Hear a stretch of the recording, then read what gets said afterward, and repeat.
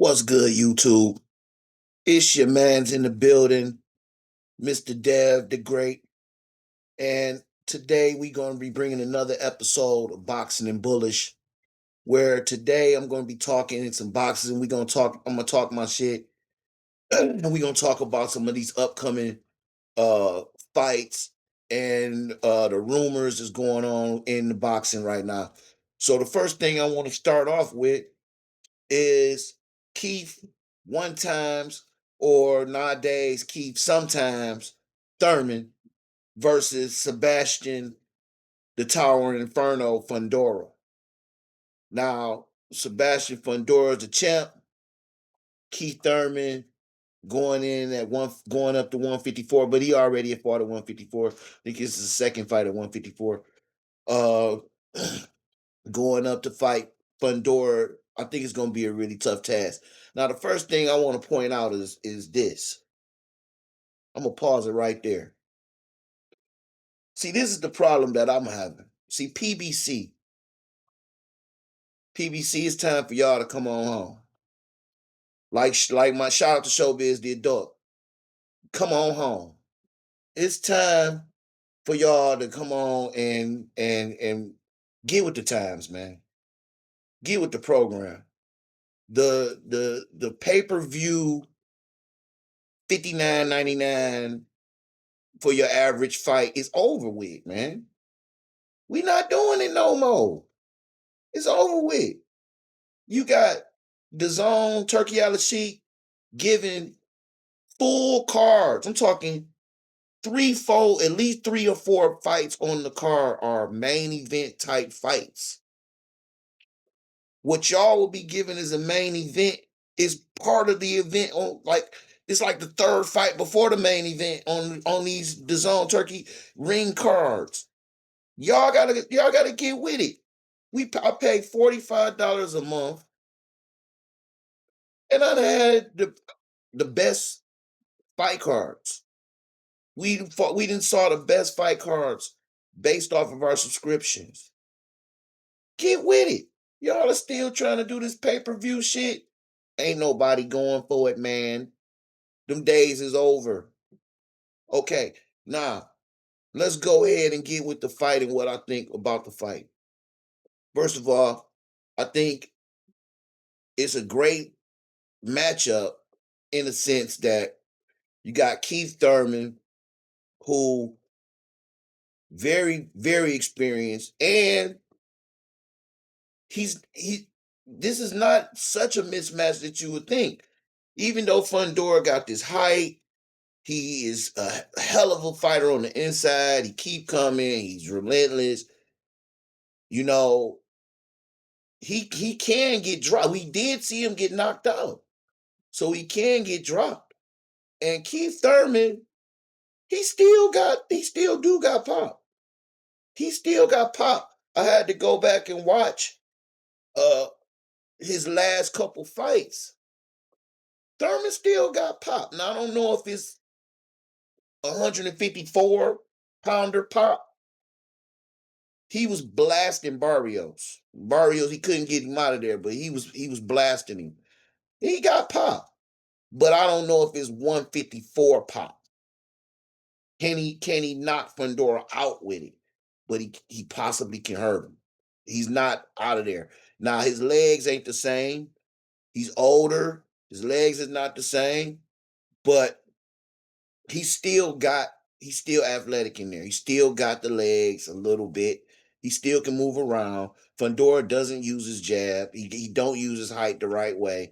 When you that tall, you should be always fighting on the outside. Fundora does not like to stay. He likes to get on the inside, which is crazy. But Fundora is good for busting cats up.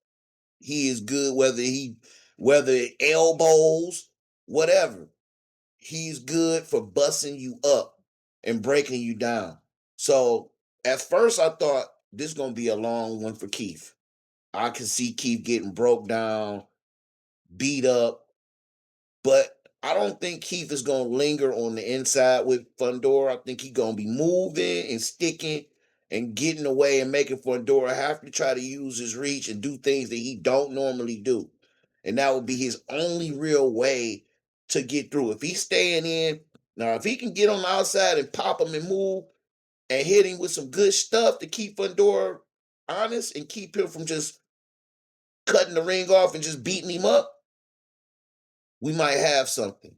But the edge to me is still the Fundora because of the height, because of the style, because of the fact that he has been more active than Keith Thurman. Keith Thurman on a comeback. Fundora did take some time away, but Fundora's ultimately been more active than Keith Thurman. And the style, the pressure, the height advantage, I think it's going to be too much for Keith Thurman to overcome.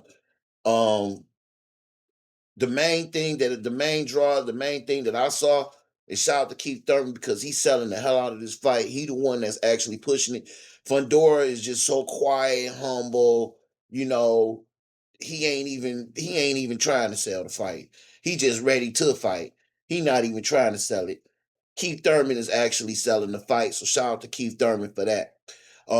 But at the same time, ain't nobody paying $60 for no pay-per-view no more. Not now. Not after this. Turkey came out and said no more pay-per-view. You can pay for the subscription and get all of the pay-per-views. What? $45? Man, that's an easy decision. So end of that. So y'all need to catch up, Al, and get with the times. Nobody's doing the pay-per-view model. We on some other stuff now. Y'all need to move on and get with it. So now I also want to start getting into the next big fight, which this one is bigger than the Thurman Fundora fight to me in a sense, just because of the fact that this is the Ryan Garcia Barrios fight. Now, Ryan Garcia, such a huge personality, uh, great athleticism, far as power, far as speed. But when it comes to actual boxing ability, who has it in that picture? I don't think Ryan Garcia has the best boxing ability. I don't. I think he has excellent attributes. He's talented. He has excellent speed. He has super power. He has a great left hook. But hmm, I don't see him. I watched him again. I had to go and kind of make sure I do my research, my due diligence on what I see. And what I see is that Ryan, he gets caught. He don't have the best defense. He drops his right hand, he drops his left hands when he throw, especially when he trying to throw the hook. He don't his right hand comes down from his chin and gets low when he's winging that left hook because he coming from back here, but he coming way fast. And that's how Rolly caught him. Rolly caught him with his hook because his right hand was way down here when Rolly caught him, and he had to fade back. And that's another thing.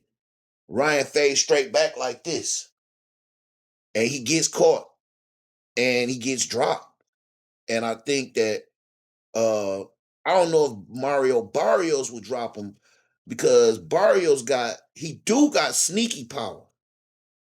When I watched him against Ugas, he dropped Ugas with a short jab. He got sneaky power. He doesn't have outright knockout power, but he do have some pop. And he got a good chin too.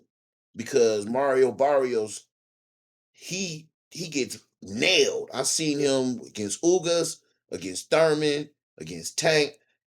He does get nailed, but he don't get Tank stopped him. Thurman caught him with some big shots. Couldn't rock him. Not really. Ugas caught him with some hell of a shots. Didn't rock him. Now his body, getting hit to the body is his kryptonite. But Ryan Garcia, is not a prolific body puncher. I haven't seen him be such a great body puncher in his past fights. And so I don't think that he will affect Barrios. I think that Barrios is very much acclimated, very much used to the 147 weight, very much used to that punching power at that weight class. He has been hit with some good punchers. Pacquiao, he was in there with Thurman, he was in there with Ugas, he was in there with Tank. So he has tasted some good punching power in his career. And he's tougher. Overall, he's tougher than Ryan Garcia. Ryan Garcia, we seen him kind of quit in the fight with Tank. I seen him get dropped a couple times. He got hurt, but he's liable to get caught and get dropped. Now, I think that if Barrios can take away Garcia's best weapon, which is the left hook, and he can because he actually got a good right hand, and if he can make Garcia respect his punching power, and also Barrios is a great counterpuncher, low key. He's a good counterpuncher. So if he can make Ryan respect that punching power and counter him, we Ryan for me, Ryan have to get Barrios out of there early.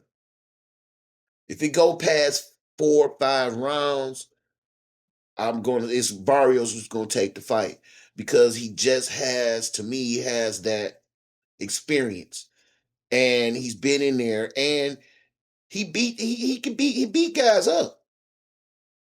You saw what he did to Ugas. And Ugas is not no slouch. Ugas is a much better boxer overall to me than Ryan Garcia. Yordenis Ugas was a better boxer than Ryan Garcia. Now he might not be as talented far as power, far as having that speed. He don't have that, but his boxing ability, very good boxer. And he was blasting Barrios, but Barrios was taking it and was beating him up, dropped him twice, blew his whole face out, had him toe all up. So I don't. It's not like this is a pushover fight. Barrios has a real good chance of upsetting Ryan Garcia, and to me, it wouldn't be that huge of an upset because I don't rate Ryan Garcia that high. I think he's great, but I don't think he's that good. I think he's got great talent, but I don't think he's that great of a boxer. And we will see though if he sharpened up his game and got in there, and also too Goosen. Barrios having Goosen in his corner is also an advantage. I don't care how you slice it. Goosen knows Mark. He knows Garcia. Worked with him for a couple of years. He know Garcia's weaknesses. He know how Garcia work and don't work. And Goosen has called Barrios' fights. I just watched, like I say, I just watched him against Thurman, and Goosen was calling that fight. So it's like Goosen has been watching Barrios too. He know what Barrios needed to fix. He knows things because he's been watching him and calling his fights as well. So we're gonna see. In my prediction though, I have Barrios winning the decision against Ryan Garcia. I think Garcia will fade in the later rounds, and we gonna see, right? Well, hold on a second. So now what I'm gonna do is move on to my next boxing topic. And now we want to talk about the businessman, Keyshawn Davis, and what he had to say about getting in with Devin Haney. Now, from the news that we already just got, shout out to Blue Blood Sports TV. Blue Blood, that's my dude on as far as who one of the people I really watch. Him, Showbiz, shout out to both of them.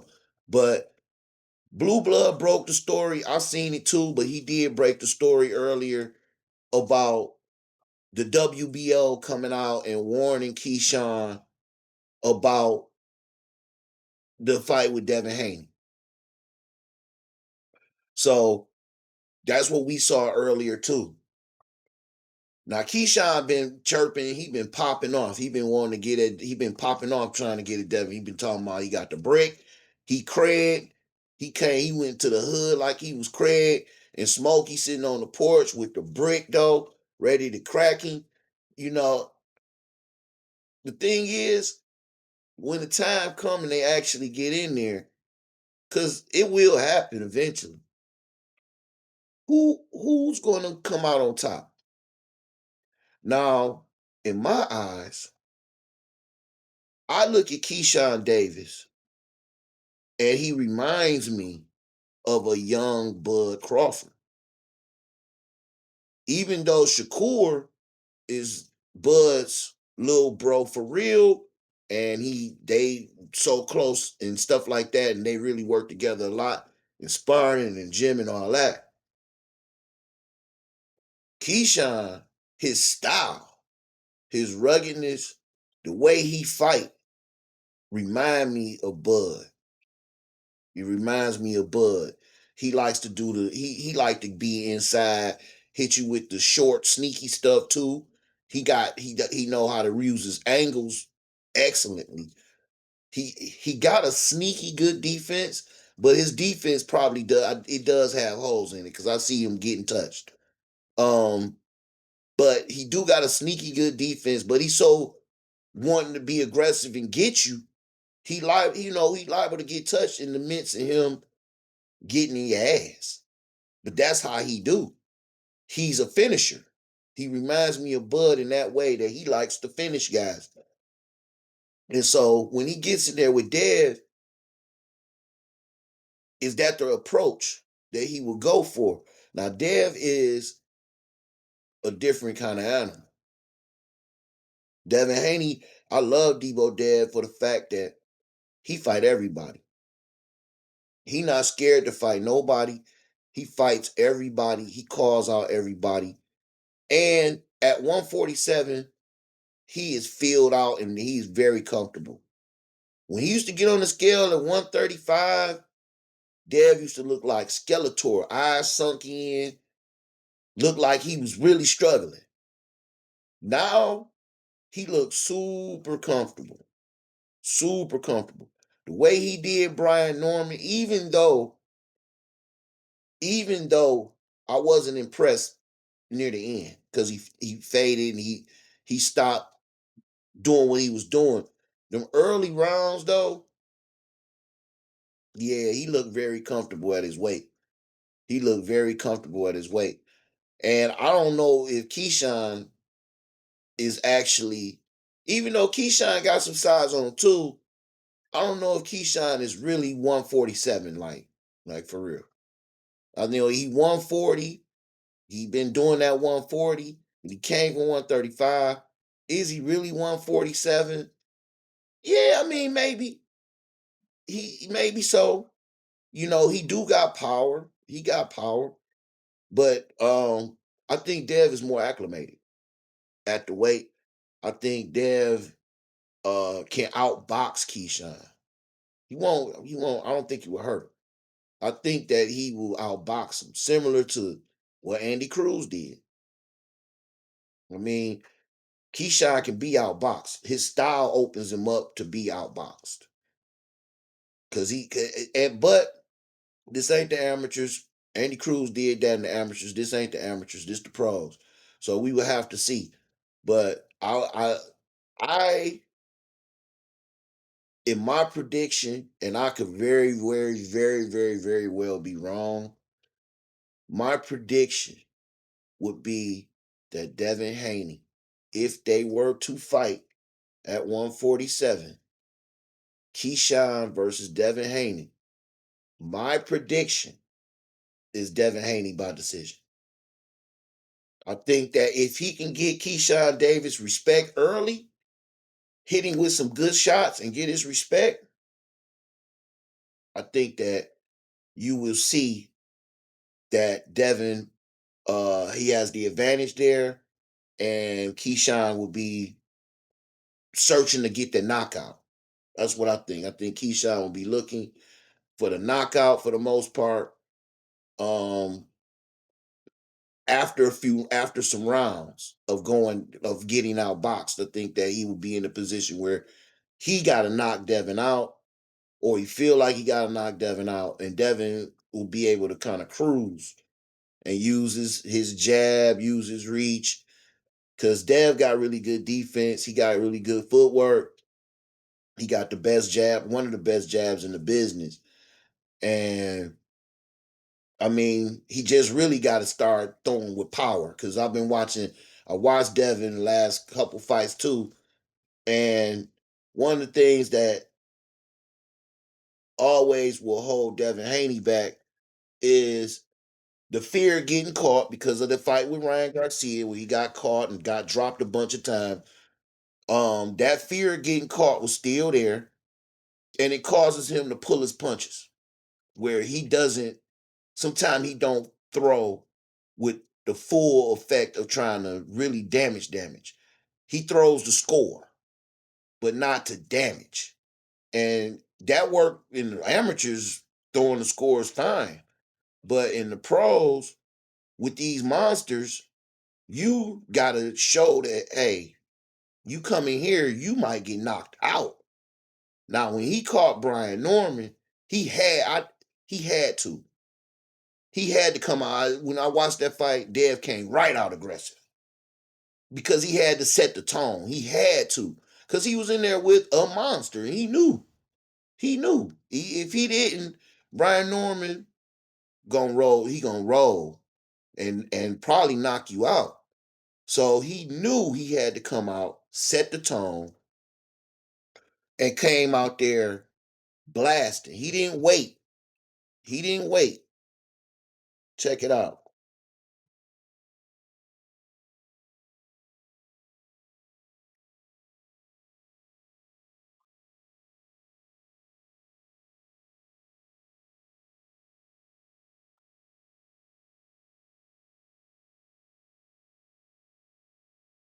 Yeah.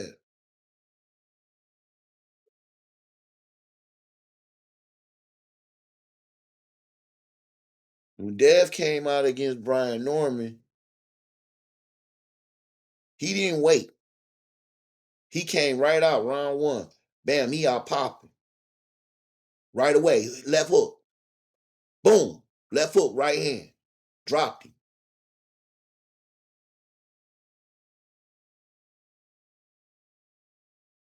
Right away.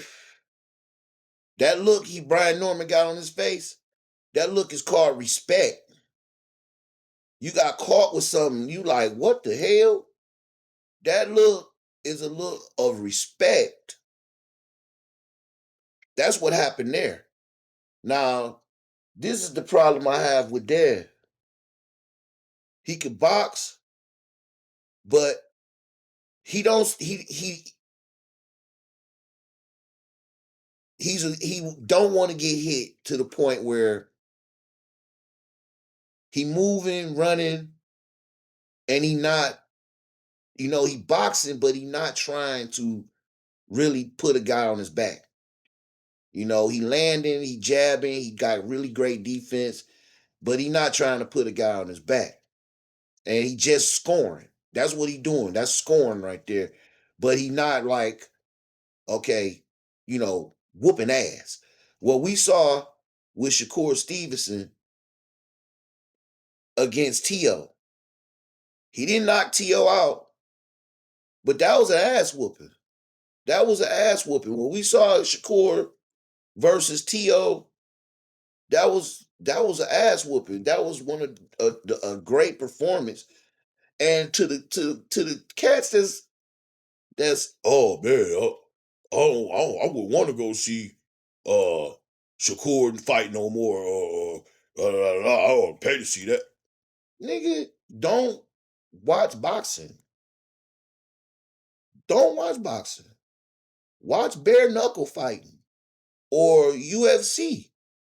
Cause you can see all the knockouts you want. Those is all, you're gonna get the knockouts. But boxing, you know what come with boxing if you've been watching boxing. You know every fight don't end in a knockout. You know that you gotta appreciate the craft and appreciate the art more so than just looking for the knockout. The knockout come as a product of the art. Appreciate the art. The knockout is a product of it. It doesn't always have to happen. It comes from setting that up, or you might hit. It's all you know what come with boxing. You've been watching boxing. If you this old, you've been watching boxing long enough to know that every fight is not going to be a knockout. You watching it for the art of it. You watching it to see a guy hit a guy and not get hit. That's what boxing is. So if you're looking for something else, you should watch another sport. Because that's you're not going to the art of boxing when you see in a real boxer that's really in there boxing. He hitting and he not getting hit. He making the guy miss. And if he knocked the guy out, great. But if he don't, it's still beautiful to see because that's what boxing is. So shout out to Shakur Stevenson for putting on an outstanding performance. And shout out to T.O. for being in there and not he's T.O. is not a buster. T.O. is not a punk. He was in there fighting too and trying and doing his thing. And T.O. is a good boxer himself. He's a good boxer himself. But when you got somebody that's an elite boxer like Shakur Stevenson, you're gonna see a performance like this. And and put this out here while I'm talking my shit. T.O., get rid of your daddy. Get him out of there. He always gonna be your dad. He always gonna be your dad. He always gonna have your back. He always gonna love you. You his son. He's going to love you regardless. But as far as him being in your corner, him being, he's not good at that. He's not good at it at all. He does not give you sound advice in that corner. He does not make adjustments for you in that corner. He's in there watching you fight, and all he could do is yell and scream at you and tell you you're gonna hate yourself in the morning, and say, "Hit him! You gotta hit him! Where's your power?" That's not that's not no kind of advice. That's not nothing to help you make adjustments in there. And good trainers know how to help you make adjustments. He doesn't know how to make adjustments. Hit him. And then he said you're going to hate yourself in the morning. What kind of discouraging stuff is that to say? That's something terrible to say to somebody fighting for their life because you can lose your life in there. That's a terrible thing to say. You're going to hate yourself in the morning. What if he don't wake up? What if he get beaten to a coma? It won't be no morning. You need to tell him something to keep him from getting beat up. So that's get him out of there. Get him out of there. He's not a great trainer.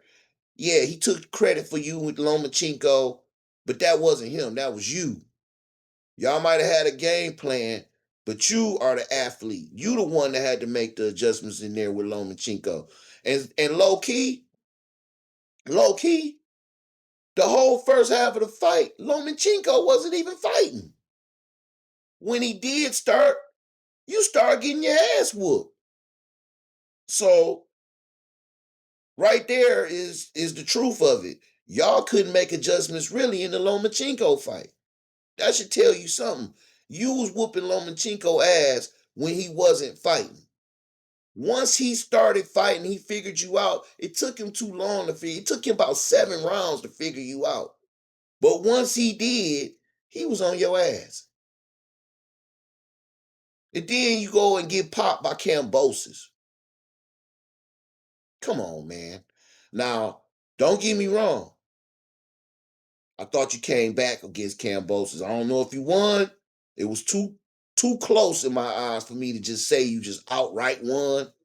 But you made it a real close fight just out of your sheer anger of being in there because you knew you was in there with subpar fighter and he dropped you. And you knew you was in there with somebody subpar. You knew you should be whooping his ass. And all I could see was anger. And that's really what made you get on his ass. And that's how you dropped him later on. But I mean, early on, you couldn't make adjustment with Cambosis. So, you know, I'll say that it really boiled down to your trainer. You need another trainer because it's not the athleticism, it's not the he fades. No, T.O. doesn't fade late. T.O. didn't get tired and all that kind of stuff. No, that didn't happen. What his problem is adjustments and being able to adjust to any fighter. That's Sandor Martin whooped your ass for real. And he all he do is move around, whooped your ass. They gave you that fight. Ortiz almost got you. Gave you that fight. So that's my take on that. Shakur, excellent performance. T.O., get another trainer. Get your dad out of the corner. You love your dad love you. That's not gonna change just because of whatever y'all fight thing. You can still break him off some bread to make sure he good whenever you fight. You can always throw him the same type of cheese you throw him when he train you. So go ahead and let him go on and do his thing, and you do your thing and be great. But come back better and change up your situation. Now, my last and final topic, I'm gonna talk about Conor Ben and Rolly Romero. Now, I think that this is an interesting fight. I think Conor Ben definitely has the advantage in this. You know, Conor Ben, he just on a mission. We've been watching Conor Ben training. Conor Ben is on a mission. Um, Rolly to me don't look like. I mean, it looked like he got a new lease on life right now. He's got into uh he's born again Christian, and he got God in his life right now, and he's really um you know, he's really serious about that. And I think that that's helped him out a lot. I think that that's like changed his mentality, maybe changed his focus in the sport. But at one point, Rolly didn't seem very focused in the sport at all. And it seemed like that he really didn't care about achieving. He was getting the bag. And that's cool and all, but he wasn't really caring about achieving. I think that now it's a different ball game. I don't know if he's still with PBC. He might still be with PBC, but I hope that he went on and moved on from PBC, and I hope that he's like hooked up with the zone, hooked up with Turkey, and doing his thing over there because he's gonna get the fights. And if he can get the fight with Conor Ben, it's gonna be very interesting. Um, Rolly do got power. He do got power, but Rolly don't have the skill set. He don't have skills.